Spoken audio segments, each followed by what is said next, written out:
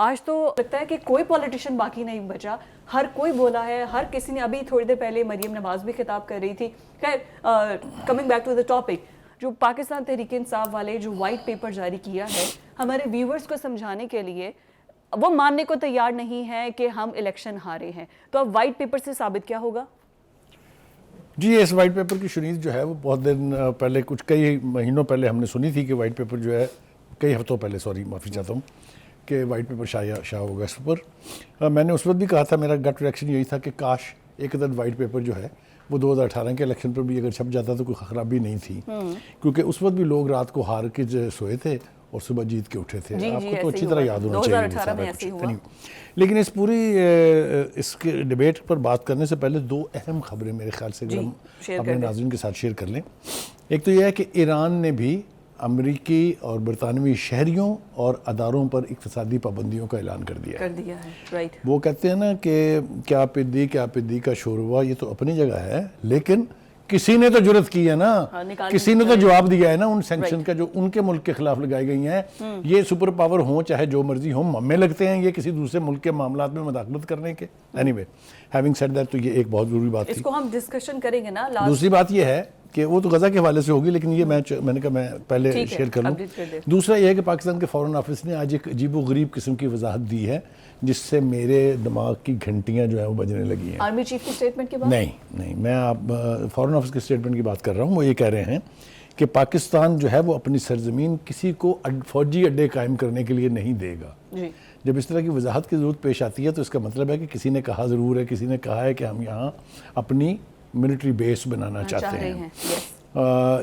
मैं तवक्का करता हूँ कि फॉरेन ऑफिस के बयान तक नहीं रहेगा, बल्कि हिम्मत के साथ इसको रेजिस्ट किया जाएगा, क्योंकि एक दफ़ा उनके पांव यहाँ पड़ गए तो फिर हम भी अफगानिस्तान है, फिर हम भी इराक हैं, फिर गॉड ब्लेस आवर सोल्स। आपने तो ये कहा है ना, फॉरेन ऑफिस ने बयान दिया है। मैं अभी पाकिस्तान तहरीक इंसाफ के किसी रहनुमा का स्टेटमेंट देखते हुए कहते हैं इमरान खान शदीद नाला है, मे भी असद कैसर के हवाई अड्डे दे दिए गए हैं।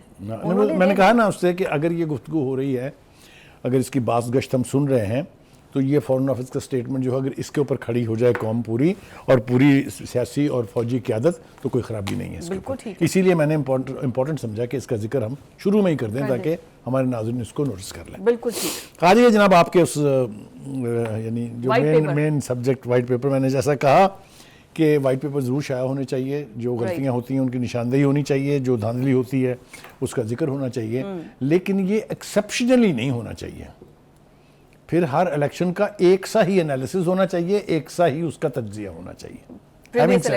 हैविंग सेड दैट, मुझे ये आज तक समझ में नहीं आई कि पीटीआई और उसकी लीडरशिप किस मुंह से धांधली की बात करते हैं, किस मुंह से और किस जुर्रत के साथ और किस ढिठाई, अगर आप मुझे लफ्ज़ इस्तेमाल करने दें, कि खुद उन्होंने क्या किया था और क्या हुआ था 2018 में, वो सबको मालूम है।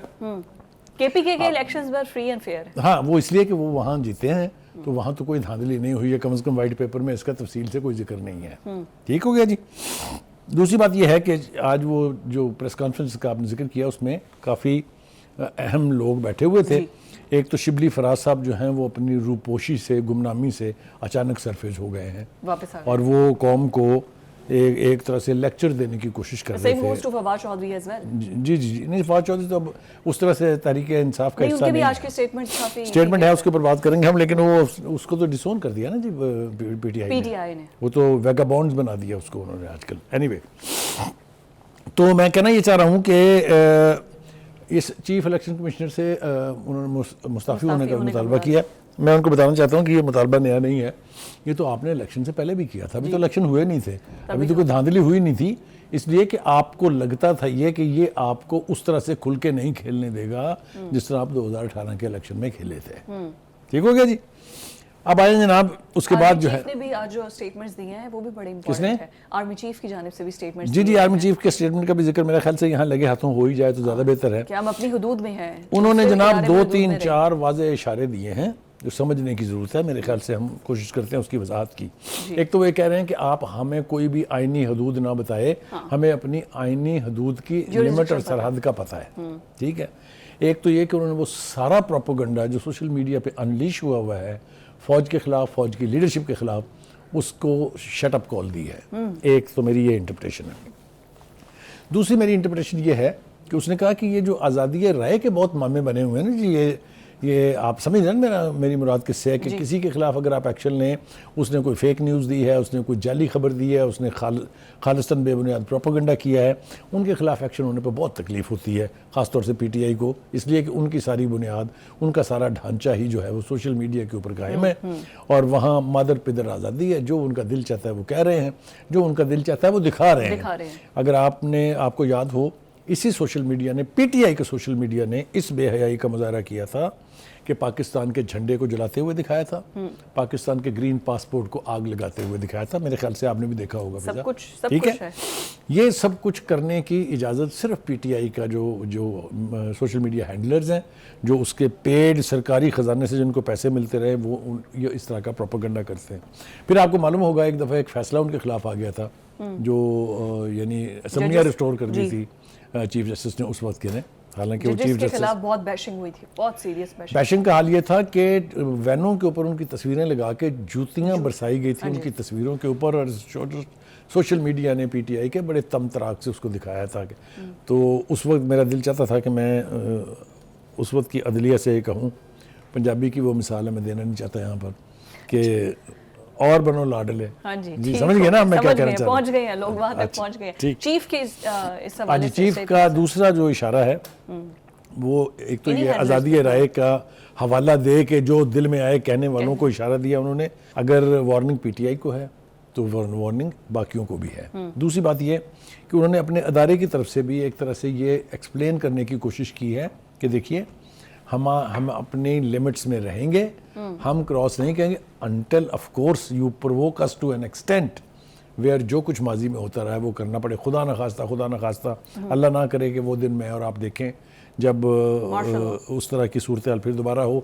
हम 3 इंटरवेंशंस देख चुके हैं, हम चौथी को मुतहम्मल ही नहीं हो सकते। ठीक है जी। पूरी दुनिया में हमारी जिस तरह की बदनामी है, जिस तरह के हमारे अदलिया के का स्टेटस है, जिस तरह से फ़ौज की इंटरवेंशन के बारे में और ह्यूमन राइट्स के हवाले से हमारी जो सूरत हाल और गत बनती है बाहर, वो सबके सामने है।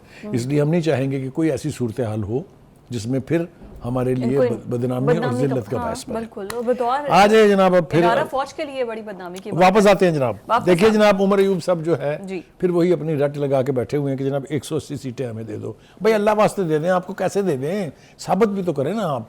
45 फॉर्म का जब आपसे पूछा गया, जब आप ट्रिब्यूनल में गए तो आपने वहाँ अपने मोबाइल दिखा दिया कि जी हमने तो ये सोशल मीडिया पे देखा है। आपके सामने, मैं अपने पास से कुछ नहीं कह रहा हूँ। आप अपने केसेस बनाएं, ट्रिब्यूनल्स में जाएं और साबित करें केस। कोई जी शऊर आदमी ये नहीं कह सकता कि अगर धांधली हुई है तो उसके ऊपर आंखें बंद कर ली जाएं। बिल्कुल आंखें बंद नहीं होनी चाहिए, लेकिन आप प्लेटफॉर्म इस्तेमाल करें जो आपको अवेलेबल है अंडर द कॉन्स्टिट्यूशन। अब ये वाइट पेपर जो जारी किया है वो करेंगे ना, इसी को लेके जाएंगे। करेक्ट। वो देखे ना, ये वाइट पेपर तो डॉक्यूमेंट नहीं है ना, वाइट पेपर तो ख्वाहिशात हैं। हाँ। सॉलिड सबूत की जब हम बात करते हैं तो आपको पता है कि आप वहाँ जेन्युइन 45 फॉर्म लेके जाएं, कहें जनाब ये आपने जारी किए थे, क्योंकि इसके बारे में भी एक बहुत बड़ी रेवोल्यूशन हो चुकी हुई है कि जी ये इलेक्शन होने से पहले ही a large number of form 45 were already prepared. जो ही पहला फॉर्म 45 निकला है फिर रिलीज कर दिए उसके, फिर वो दस्तखत कर करके कॉपी पेस्ट कर करके जो वो जारी हुए हैं। और यही बात वो फॉर्म 47 के बारे में कहते हैं। करेक्ट। दोनों जानिब से बयान इसी तरह। फाइन, देखिए ना, किसी न किसी नतीजे पर पहुंचना है। जो शबली फराज ने बातें की हैं, मुज़ाकरात की जो गो हेड दे दिया गया है, इस पर मैं चाहूंगी कि जी बिल्कुल ठीक है, आपने ये बिल्कुल सही बात है। देखिए इस वक्त सूरत हाल ये है कि पीटीआई के हवाले से मुज़ाकरात करने ना करने के हवाले से जितने मुंह हैं उतनी बातें हमने सुनी है। मैं जल्दी मेन रिपीट कर देता हूँ। बानी पीटीआई ने कहा है किसी से मुज़ाकरात नहीं होंगे, याद है आपको? फिर बानी पीटीआई ने कहा है एस्टेब्लिशमेंट से बात करने के लिए मैं तैयार हूँ। यस। फिर कहा पॉलिटिकल प्रोसेस शुरू होना चाहिए, हम पॉलिटिकल पार्टीज के साथ बैठ के बात करने के लिए तैयार हैं। फिर उन्होंने कहा कि नहीं जनाब, हमारी तो बात सिर्फ एस्टेब्लिशमेंट से होगी क्योंकि वही हैं हु कॉल द शॉट्स। हाँ, ठीक है, हम पॉलिटिकल पार्टी से क्या बात करनी, हम उनसे क्या बात करेंगे, उनके इख्तियार में कुछ है उनके इख्तियार में कुछ है। मतलब कहने का ये है कि जिसके मुंह में जो आ रहा है वो कह रहा है and they get away with it. एक दफ़ा पानी पीटीआई के मुंह से ये कहलवाना ज़रूरी है कि जी हम इस वक्त जो रूलिंग एलीट है, जिसमें पीपल्स पार्टी और नून लीग मेन प्लेयर्स हैं, इनके साथ बैठ के बातचीत करने के लिए तैयार हैं। मौलाना फजलुर रहमान के साथ मुज़ाकरात ऑब्वियसली वो तो हिस्सा बन जाएंगे। इस वक्त तो वो he is on the other side of the fence ना, हुकूमत के साथ नहीं है। तो वो कह रहे हैं यही बात जो है वो राना सनाउल्लाह कह रहे हैं। राना सनाउल्लाह कह रहा है कि भाई एक दफ़ा फैसला कर लें कि बात करनी है तो हम तैयार हैं। अच्छी बात यह है कि इनकी इस ऑफर को जितनी दफ़ा भी की गई है, ये नून लीग की क़यादत ने कभी ये नहीं कहा कि जनाब what nonsense are you talking, हम तो आपसे बात ही नहीं करेंगे। ये बहुत अच्छी बात है। पॉलिटिकल प्रोसेस में और पॉलिटिकल पार्टीज में ये कभी नहीं होता that you close your doors on your opponents कि जी हम बात आपसे नहीं करेंगे। तो इस एतबार से मैं समझता हूँ कि मुज़ाकरात अगर करने हैं तो फिर ये इनिशिएट होने चाहिए। और कब करेंगे? अभी कितना इंतजार करें? नई हुकूमत आ गई है, नई हुकूमत बन गई है, 2 महीने होने को हैं। वही कह रहा हूँ कि जो फैसले आपने करने हैं जल्दी से करें, मुज़ाकरात करें, किसी किनारे लाएं। अब इस मुज़ाकरात का पस मंज़र क्या है? इसका पस मंज़र ये है कि जी साडा मियाँ बाहर ले आओ, बाहर आना चाहिए इमरान खान। ठीक है। यानी उसमें मुकदमात की नौयत क्या है, मुकदमात में सजाएं कैसे हुई हैं, उस सब कुछ तो उन्होंने चैलेंज कर रखा है। जो अदालती रवैये हमने देखे हैं उससे हम बाद में बात करेंगे, मेरे ख्याल दूसरे सेगमेंट में बाद में उसमें। लेकिन ये कि मुकदमात की नौयत ऐसी है कि जो सजाएं हुई हैं वो अदालतें ही अंडू करेंगी, वो किसी सियासी प्रोसेस के नतीजे में कोई सिटिंग गवर्नमेंट नहीं कर सकती। लेकिन मुज़ाकरात हमने अदलिया से नहीं, पॉलिटिकल पार्टी से करनी है। नहीं, उन्होंने एक नई वो शर्त रखी है कि अगर हम हुकूमत से और इस्टेब्लिशमेंट से बात करेंगे तो बीच में अदलिया भी होनी चाहिए। ये भी पीटीआई का नया मुतालबा है। बीच में गारंटर हाँ जी, हमें देखिए ना, गारंटर्स की जहाँ तक बात है, पहली बात तो ये है कि मुझे बताएं कि खान साहब की गारंटी कौन देगा?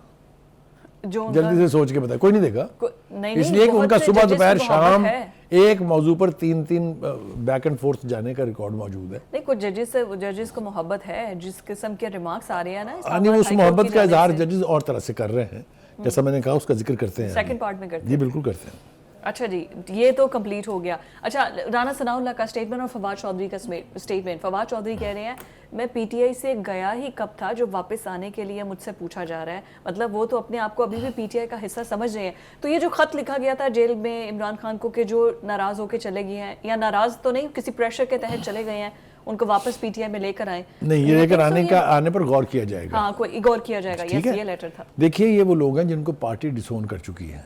नहीं, अब चूंकि वुकला का एक गिर्द है इमरान खान, तो ये तो मैं आ रहा हूँ, मैं उसी तरफ आ रहा हूँ। पहली बात तो ये है कि फवाद चौधरी साहब हमारे दोस्त हैं। उनको ये रियलाइज कर लेना चाहिए कि जिस पार्टी में वो थे, जिस पार्टी को वो छोड़ के गए थे, अब ये वो पार्टी नहीं है। द क्लोजेस्ट वन, यही तो सबसे करीब। ये वो पार्टी नहीं है इसलिए कि इसमें से 2 तो बड़े ग्रुप बन गए। बन गए। एक बन गया जनाब परवेज़ खटक साहब के तहत जी, और दूसरा बन गया जनाब जहांगीर तरीन और अलीम खान के तहत। बिल्कुल। सो एक बड़ी तादाद जो इलेक्टेबल्स की थी वो तो इनको छोड़ के भाग गई। राइट। बाकी एक बड़ी तादाद उन लोगों की थी जिन पर मुकदमात कायम हुए, वो रूपोश हो गए। इतने तो वो बहादुर हैं। ठीक है, ठीक है। वो नारा तो ये लगता है ना कि जी पॉलिटिकल विक्टिमाइजेशन जो है उसका मुकाबला करना चाहिए, अदालतों में फेस करना चाहिए, लेकिन ये रूपोश हो गए, ये आस्ता आस्ता बरामद हो रहे हैं। आपने देखा फवाद चौधरी तो इस्तेकाम पाकिस्तान पार्टी में चले गए ना, मुंह छुपा के पीछे इनकी वीडियोस। मैं वही कह रहा हूँ ना कि अगर वो इतनी ढिठाई से ये कह रहे हैं कि मैंने तो छोड़ी नहीं थी पार्टी, तो फिर इन पर तरस खाया जा सकता है सिर्फ, और कुछ नहीं किया जा सकता। इसका कोई इलाज नहीं है। मगर ये वही रवैया है जो पीटीआई के लीडर का है, ये वही रवैया है जो उसके लीडर के जरिए नीचे तक आता है। वापस आ जाएंगे ये लोग। देखिए, गुजारिश ये है कि मैंने कहा, आपने मेरी बात नहीं सुनी, ये पार्टी वो पार्टी नहीं है। इसके ऊपर अब वकला का कब्जा है। बिल्कुल ठीक है, लेकिन अगर वकला किसी भी पॉलिटिकल एलिमेंट को पनपने नहीं देंगे। आपने देखा नहीं है कि सुबह से शाम तक एक दूसरे की कंट्राडिक्शंस होती रहती हैं। वो शेर अफजल मरवत साहब कुछ कह रहे हैं, बैरिस्टर गौहर साहब कुछ कह रहे हैं, अहमद अली खान साहब कुछ कह रहे हैं, जो सियासी लीडरशिप है वो कुछ और कह रही है। तो ये सब कुछ तो इस वक्त पार्टी के अंदर चल रहा है, जो बहुत गंभीरता की सूरत हाल है। All is not well in the state of Denmark. आप समझ रहे हैं ना, स्टेट ऑफ डेनमार्क मतलब वो हवाला है, एक ये प्रोवर्बियल सेइंग है। जो राना सनाउल्लाह कह रहे हैं कि मुज़ाकरात हम भी करेंगे, उधर से शबली फराज भी कह रहे हैं मुज़ाकरात। आपको क्या लगता है कि जो इतने ज़्यादा धड़े हैं, जैसे आपने कहा कि बिल्कुल डिवीजन हमें नजर आ रही है, कौन सा धड़ा मुज़ाकरात करेगा और दूसरा धड़ा अगर माने ही ना मुज़ाकरात? देखिए, मुज़ाकरात की बात चूंकि इतने फॉर्मल तरीके से इसी गैंग ने की है जो इस वक्त बैठा था प्रेस कॉन्फ्रेंस में। जी, मैं गैंग से मुराद ये कि जो लोग बैठे हुए थे, तो करेंगे तो यही करेंगे, लेकिन ये मुज़ाकरात करने का नारा 1 घंटे के लिए है, 2 घंटे के लिए है, 3 घंटे के लिए है, 1 दिन के लिए है, 2 दिन, ये फैसला खान साहब ने चूंकि करना होता है, लिहाजा it depends on which side of the bed he rises. हाँ, पता चलेगा कि कल सुबह उठ के वो कह दें कि नहीं जी मेरा तो मूड चेंज हो गया और कोई मुज़ाकरात नहीं है। दैट्स व्हाई राना सनाउल्लाह ने बोला है कि मुज़ाकरात अगर करने हैं तो बी सीरियस, ये गेम्स मत खेलें। आगे जो रिमार्क्स हैं जस्टिस गुल हसन की जानिब से, औरंगजेब की जानिब से जो रिमार्क्स दिए गए हैं, Ali Amin Gandapura miss, oh my god, you didn't forget about him.